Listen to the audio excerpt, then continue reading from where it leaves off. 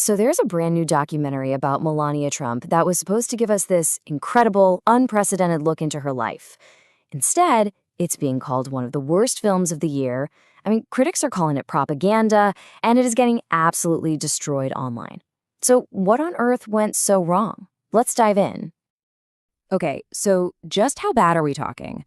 On Rotten Tomatoes, the film, which is just called Melania, has a shocking 7% score from critics.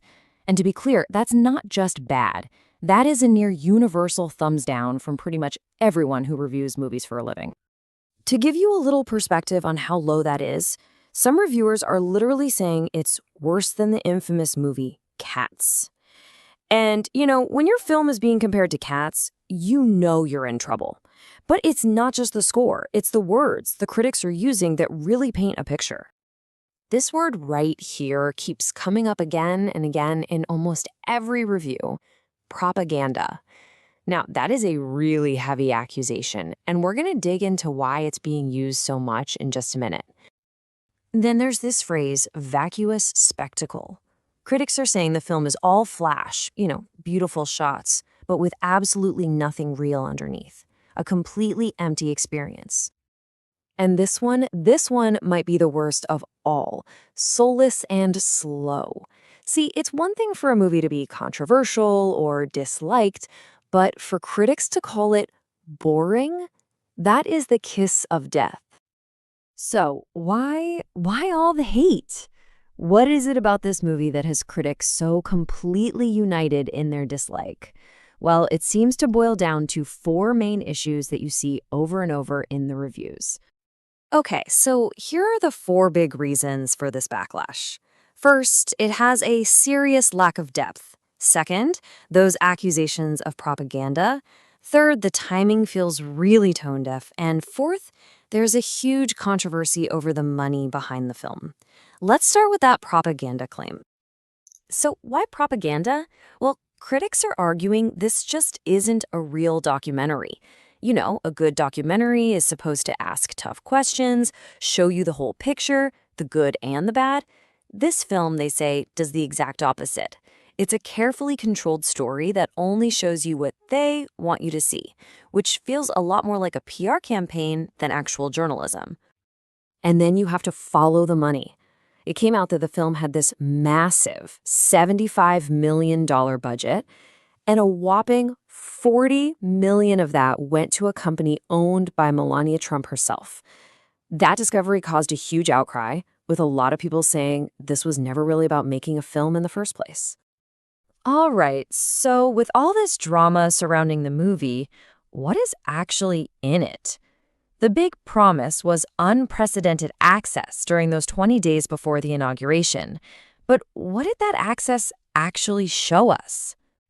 Well, we see Melania choosing outfits for events. We see her planning parties, meeting with world leaders, and talking about being concerned for her family's safety. And on paper, you'd think, okay, that could be fascinating, right? A real peek behind the curtain. Yeah, not so much. The overwhelming consensus from critics is that even these so-called behind-the-scenes moments feel completely staged and empty. There's no real emotion, no vulnerability. It's like we get to be in the room, but we don't actually learn anything new about her. It's all access with zero insight. And that's exactly why they're calling it soulless. And it's not just the critics either.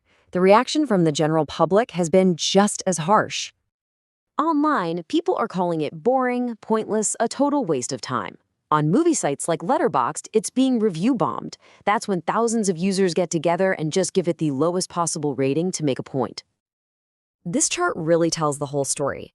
On one side, you have this gigantic budget and a huge marketing campaign. And on the other side, almost nobody is actually going to see it. There's this massive disconnect between the money they spent and what people actually want to watch. So, it's a bad movie that's flopping. Why should we even care? Well, because this story isn't really just about one film anymore.